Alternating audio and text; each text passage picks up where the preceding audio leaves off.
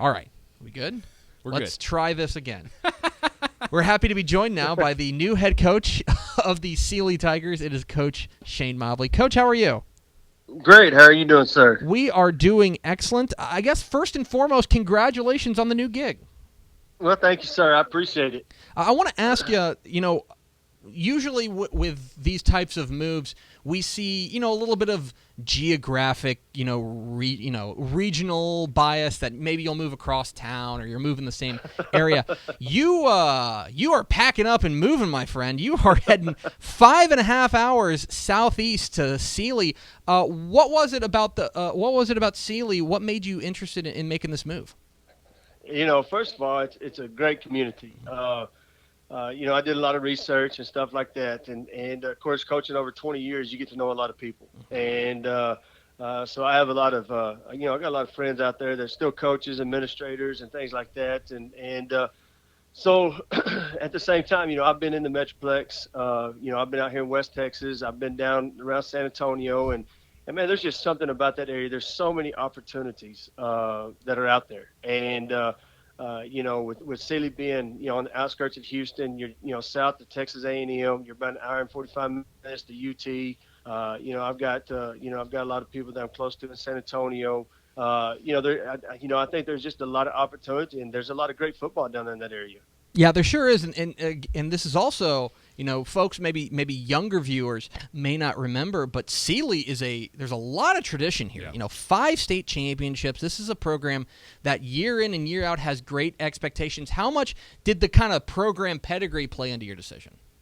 It's one of those things that like when I came back to Sweetwater, I was here as the defensive coordinator and assistant coach for a couple of years under Kent Jackson, and we had some success and I also know it's also very, very hard to, get that head job, your first head job and everything else. And Mr. Pittman, our superintendent here, when he interviewed me, I kind of gave him some ideas about the direction. And that's one thing that he did. And I think that's one thing all head football coaches want to do. You have a vision, and they let you, if they let you, run with it. And, if it's for the best of the, what's best for the kids in the school district. And it took a little bit of time. But, I knew Coach Mills, Coach Mills, when I was in Sonora back in 2000, we had won a state championship, and I got to meet him when he was out here in Midland, Odessa area, and I just remember some of the stories he was talking about the community. And when I went down for a visit, I went down there twice for a visit, and I got to meet some members of the community,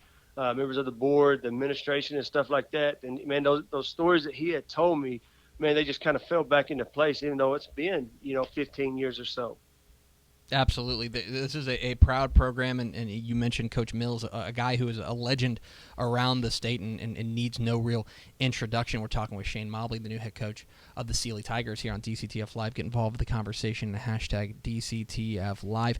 I want to ask you about getting introduced to this program. I know that it's been a whirlwind, I'm sure. We just found out, Yes, 4 days ago that this was happening. Have you had a chance to talk to your players? Have you had a chance to introduce them to their new coach? I haven't. We did when I signed. I had to get back. My daughter, she had a basketball game, and so we had to get her back to school and everything else.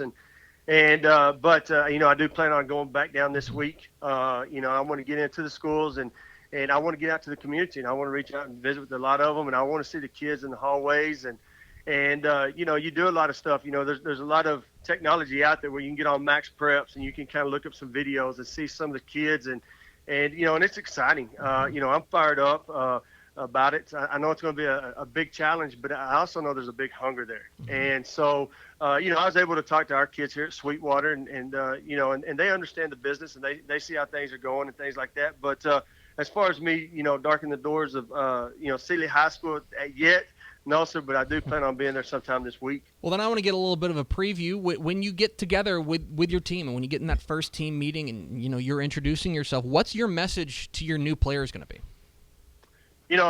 First of all, I want to go in and I firmly believe that the kids, you have to build a relationship through the kids. And I want them to get to know me. Mm-hmm. And so I'm not going to go in there and sit there. The game plan is not to go in and give big lectures and, and a bunch of promises and stuff like that. But, go in and introduce myself, talk to them about expectations, some of my background and all that kind of stuff, see what their expectations are, and see the direction that they're going. I know there's a lot of great kids, and I know there's a lot of kids in the program. And one thing is one thing that really interested me in the job that really kind of sold me as well was the girls coordinator, Coach Vaden. She was very enthusiastic. She was telling me about the direction that the girls program was headed in and some of the success they've been having, some of the expectations that they have set on that side. And so I want to go in and, and bring the same kind of energy. And, as the athletic director, you want to bring not just only energy to your football program, but to all programs and, to the community as well. We're talking with Shane Mobley, the new head coach of the Sealy Tigers here on DCTF Live. Get involved in the conversation, hashtag DCTF Live. And Coach, obviously very exciting your move to Sealy, but we would be remiss if we didn't take the opportunity to talk about what was a remarkable 2016 for y'all out there at Sweetwater. I know it's been about a month since since you guys, y'all impressed the heck out of us with your game against West Orange Stark. Looking back now that you've had a little bit of time to digest it, what are your feelings on that game? What are your feelings on the season as a whole? It was, the past 3 years have been just a whirlwind, and I think a lot of that has to do when you coach your son. And, all parents want what's best for their kids and things like that and give them every opportunity you can. But this was also a class that when they were 8th graders is when we got here. And, man, they bought in, and that's the biggest thing. I think that's the hardest thing as a coach to do when you first get there is just to get the kids to buy in. If you can get them to buy in right off the bat, I think a lot of things will go in a positive way for you as a head coach and as an athletic director. But going back looking at that game, I'll tell you what, it was very exciting. I'm very, very proud of these young men. This senior class, the leadership of what they were led and how they became leaders by the classes in front of them, and to be able to do what they did, they just had a bond and a brotherhood, and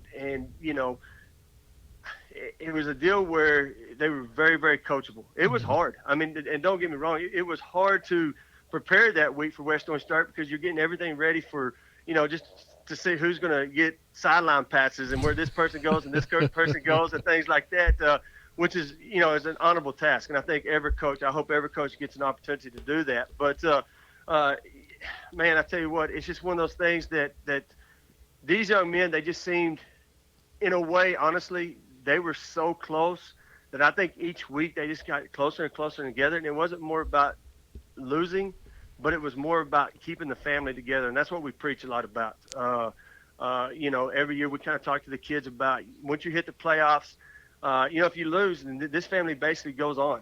The seniors go to bigger and better things. They go to college. They're going, to basketball and stuff like that. And the ones that are underclassmen, it's time to begin a new family and start to rebuild. And this was just a senior class. I think that they just stayed as a unit, and they wanted to maintain that. They were more scared of and I've been a part of a couple groups like that. Some good teams that have success, they were more worried about, this group loved going to practice. It wasn't always easy, and we had to start practice over every once in a while because of the lack of attention and stuff like that. But they were just so close. They were just so close, and that was a big part of it. That's I can certainly understand that, and I want to take you back to one particular moment that I came out of my chair. And I was not sitting next to Max, but I think you came out of your chair. I might have leapt from the balcony where I was in the stadium. I think you already know what I'm going to say. It goes down as a 96-yard fumble return for Luke James, a scoop and score as you guys fire the opening salvo. West Orange Stark is driving down the field, and I'll be honest, at that moment, they're driving down the field, and I go, well, this one's about done and dusted. They're about to punch this thing in, go up 7-0, and that's probably the last we're going to see of Sweetwater. Defense, And then all of a sudden, here comes Luke James on a scoop and score. Did you almost come out of did you just come out of your shoes? Now, me personally, here's the deal. Coaching on the defensive side of things, there's a lot of philosophies that I have and mentality that I have, and first of all, we're kind of a bend but don't break. Mm-hmm. We really work the red zone defense quite a bit, stuff like that, and I just think that it was nothing that we did. It was just a mishandoff. Mm-hmm. But the kids were being very, very aggressive, and Luke had a heads-up play. He saw the ball. Kobe Clark threw a great block on that time, right there at the time for Luke to break loose. There were so many factors that come into that touchdown play, but as y'all are jumping out of you're jumping out of your chairs, I'm sitting there and I see what's going on, and I'm backpedaling. I'm trying to get coaches back, and I stumble over about 4 coaches and 2 kids just trying to get everybody back, and I'm falling on the ground, and my heart stops. Because I just know what's going to happen is I'm going to be seen tumbling on the sideline on that big screen there in AT&T Stadium, and everybody's going to be talking about me falling down, having a heart attack, and tripping and falling and all that kind of stuff. And Luke's not going to get all the the attention he needs. It. So, but I was able to gather myself, and I think I grabbed somebody's face mask on the sideline, some poor little JV kid, and pulled myself up, and I did go back and pat the kid on the head and say, "Man, I'm sorry, I apologize." "Oh, coach, it's good. It's and everybody was excited. But the way the kids played, that game right there was just a testimony to the way that team was this year.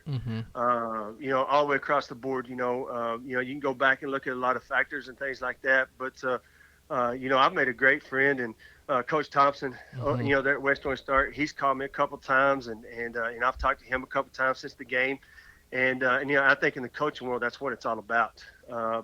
Yes, sir, it was amazing, and they were everything that they were hyped up to be. They were a great football team. They deserved to be there. Their defense was phenomenal. We had a high-powering offense, and it was a group of guys that played offense together for a couple of years, just like they had. We just hadn't tasted that. Yeah. And I had to be honest with you, 3 years ago we played Salina, and it was an environment in Wichita Falls, and these kids hadn't seen that. The playoffs, the deeper you go, the environment gets so electrifying. Sometimes it's hostile, and sometimes it's just. It's amazing. And so we had to go back and preach a lot of that stuff. And we took the boys to the game the night before. We ran into Carthage and their team, and it was great seeing, all their coaches and their players. But I think I had 5 kids total on the football team that has ever been in AT&T Stadium before. And so there was a lot of things behind that we needed to do just to, our boys were freaking out just driving underneath the stadium. They thought it was so cool, and everything that went on behind there. You just don't know, it's just a different world. And so it was a blessing for, myself, my staff, our community, the players. Man, what a memory. And we've kept you too long, I know, but I do have one more question. I think really it's the most important question. Is that what does your wife think of the move to Sealy? Because we all know here at Dave Campbell's Texas Football that if Mama ain't happy, ain't nobody happy. So she is fired up. Okay. She is so excited. It's one of these deals that she's gone down there with me with the interviews, and she she was there when I signed the contract and got to meet a lot of people. The administration there they're wonderful. And so she is excited, and you're right. If Mama's not happy, nobody's happy. And she's fired up about it. I think it's a great opportunity. And I told her, I said, one thing that we cannot do here in West Texas, and we drive 3 hours one way for a district ball game. There we can drive about an hour when I get off work on a Saturday afternoon, and we can go down to the beach and watch the sunset. So there's a lot of stuff out there, for professionally and, for the home life as well. Absolutely. He is Shane Mobley. He's the new head coach of the Sealy Tigers. Coach, appreciate your time. Congratulations on the new gig, and best of luck down there. I'm sure we'll be talking. You bet. Thank you, guys. I appreciate it.